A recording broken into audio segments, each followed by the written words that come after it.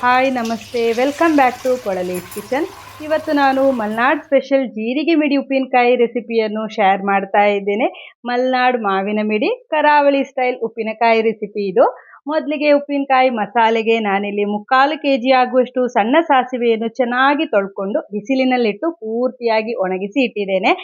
ಹಾಗೆ ಅಂದಾಜು 1/4 kg ಆಗುವಷ್ಟು ಗುಂಟೂರು ಸಣ್ಣ ಮೆಣಸಿನಕಾಯಿಯನ್ನು ಸಹ ತೊಳೆದು ಒಣಗಿಸಿ ತೊಟ್ಟನ್ನು ತೆಗೆದಿಟ್ಟಿದ್ದೇನೆ. ನೋಡಿ, ಕೈಯಿಂದ ಪುಡಿ ಮಾಡಿದ್ರೆ ಈ ರೀತಿಯಲ್ಲಿ ಪುಡಿ ಆಗಬೇಕು. ಅಷ್ಟರ ಮಟ್ಟಿಗೆ ಗರಿ ಗರಿ ಆಗೋ ತನಕ ಒಣಗಿಸಬೇಕು. ಸಾಸಿವೆ ಹಾಗೂ ಒಣಗಿಸಿರುವ ಮೆಣಸನ್ನು ಮಿಕ್ಸರ್ ಜಾರ್ನಲ್ಲೇ ನಾನು ಪುಡಿ ಮಾಡಿರೋದು. ನೀವು ಬೇಕಿದ್ರೆ ಮಿಲ್ನಲ್ಲಿ ಸಹ ಪುಡಿ ಮಾಡ್ಬೋದು. ಸುಮಾರು 400 ಜೀರಿಗೆ ಮಿಡಿಯಿಂದ ಇವತ್ತು ಉಪ್ಪಿನಕಾಯಿ ಮಾಡಿ ತೋರಿಸ್ತಾ ಇದ್ದೇನೆ. ನಮ್ಮ ಸ್ನೇಹಿತರು ಮಿಡಿಯನ್ನು ಉಪ್ಪಿನಲ್ಲಿ ಹಾಕಿ ರೆಡಿ ಮಾಡಿ ಕೊಟ್ಟಿದ್ರು, ಹಾಗಾಗಿ ಮಿಡಿಯನ್ನು ಉಪ್ಪಿನಲ್ಲಿ ಹಾಕಿರುವ ಪ್ರೋಸೆಸ್ ಇಲ್ಲ. ಮಾವಿನಕಾಯಿಯನ್ನು ಚೆನ್ನಾಗಿ ತೊಳೆದು ನೀರ ಪಸೆ ಒರೆಸಿ ಡಬ್ಬಕ್ಕೆ 3/4 kgಯಷ್ಟು ಉಪ್ಪು ಹಾಗೂ ಮಾವಿನ ಮಿಡಿಗಳನ್ನು ಲೇಯರ್ ಹಾಕಿ ಸಮೇತವಾಗಿ ಹಾಕ್ಕೊಳ್ಬೇಕು. ಡೈಲಿ ಚೆನ್ನಾಗಿ ಮಿಕ್ಸ್ ಮಾಡಿಕೊಂಡ್ರೆ 8 ರಿಂದ 10 ದಿವಸದಲ್ಲಿ ಹಾಕಿರುವ ಉಪ್ಪು ಕರಗಿ ಮಾವಿನ ಮಿಡಿಗಳು ಚಿರುಟಿ ಅಂದರೆ ಈ ರೀತಿಯಲ್ಲಿ ಶ್ರಿಂಕ್ ಆಗಿರುತ್ತೆ. ನಂತರ ಉಪ್ಪು ನೀರು ಹಾಗೂ ಮಿಡಿಗಳನ್ನು ಬೇರ್ಪಡಿಸಬೇಕು. ಉಪ್ಪಿನಲ್ಲಿ ನೆನೆದಿರುವ ಮಿಡಿಗಳು ಒಂದು ವೇಳೆ ಮೆತ್ತಗಾಗಿದ್ರೆ ಹಾಳಾಗಿದ್ರೆ ಆರಿಸಿ ಅದನ್ನು ಕೂಡ ಬೇರ್ಪಡಿಸಬೇಕು. ಉಪ್ಪು ನೀರನ್ನು 5 ನಿಮಿಷ ಚೆನ್ನಾಗಿ ಕುದಿಸಿ ಪೂರ್ತಿಯಾಗಿ ತಣಿಯೋದಕ್ಕೆ ಬಿಡಬೇಕು. ನಾಳೆ ಉಪ್ಪಿನಕಾಯಿ ಮಾಡೋದಾದರೆ ಈ ಸ್ಟೆಪ್ಪನ್ನು ಇವತ್ತೇ ಮಾಡಿದರೆ ಒಳ್ಳೆಯದು.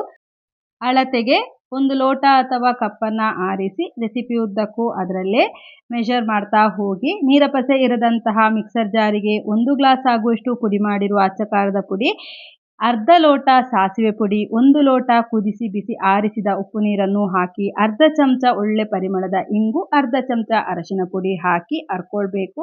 ಗ್ರೈಂಡರ್ನಲ್ಲಿಯೂ ಕೂಡ ಈ ಸ್ಟೆಪ್ಸನ್ನು ಮಾಡ್ಬೋದು. ಅರಿಯೋದಕ್ಕೆ ಸ್ವಲ್ಪ ನೀರು ಬೇಕು ಅನಿಸ್ತು, ಹಾಗಾಗಿ ಪುನಃ 1 ಲೋಟ ಉಪ್ಪು ನೀರನ್ನು ಸೇರಿಸಿ ಈ ರೀತಿಯಲ್ಲಿ ಅರ್ಕೊಂಡಾಯಿತು. ಇನ್ನು ಮಾವಿನ ಮಿಡಿಗೆ ಹಾಕ್ಕೊಳ್ಳಿ.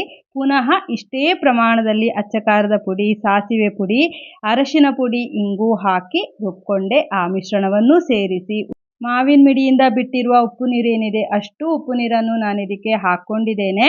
ಉಪ್ಪು ನೀರನ್ನು ಕುದಿಸಿದ ನಂತರ ಶೋಧಿಸಬೇಕು, ನಂತರ ಉಪ್ಪಿನಕಾಯಿಗೆ ಬಳಸಬೇಕು. ತಳದಲ್ಲಿ ಈ ರೀತಿ ಕಲ್ಮಶಗಳಿದ್ರೆ ಅದು ಬೇಡ.